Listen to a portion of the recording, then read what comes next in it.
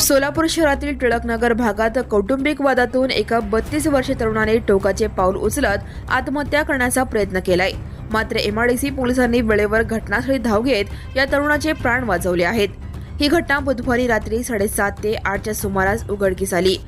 असलम इरफान शहा फकीर वय 32 राहणार टिळकनगर सोलापूर असे आत्महत्येचा प्रयत्न करणाऱ्या तरुणाचे नाव आहे। मिळालेल्या माहितीनुसार असलम फकीर हे टिळकनगर भागात भाड्याच्या घरात राहतात।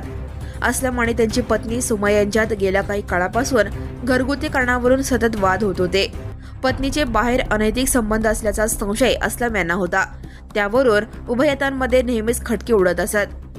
रोजच्या जाचाला आणि भांडणाला वैतागून असलम आपल्या पत्नीला सोडण्यासाठी तिच्या माहेरी गेले होते। मात्र तिथे गेल्यावर वाद मिटवण्याऐवजी आणखीनच वाढला। असलम यांनी दिलेल्या माहितीनुसार तिथे त्यांची सासू रियाची आई आणि इरफान बागवान यांनी त्यांना बेदम शिवीगाळ केली। इतकंच नव्हे तर तुला जीवित ठार मारू अशी धमकी सासरच्या मंडळींकडून देण्यात आली। सासरच्यांकडून मिळालेली वागणूक आणि घरातील सततचे वाद यामुळे मानसिक तणावात असलेल्या असलम यांनी बुधवारी रात्री राहत्या घरी व्हिडिओ व्हायरल करत टोकाचे पाऊल उचलण्याचा प्रयत्न केला। व्हायरल व्हिडिओची माहिती मिळताच एमआयडीसी पोलीस ठाण्याचे पथक तात्काळ घटनास्थळी दाखल झाले। पोलिसांनी अत्यंत शिताफीने असलम यांना आत्महत्येपासून परावृत्त केले आणि त्यांचे प्राण वाचवले। या घटनेमुळे परिसरात एकच खळबळ उडाली असून पोलीस आता या प्रकरणाचा अधिक तपास करत आहेत। Now and press the bell icon. Never miss a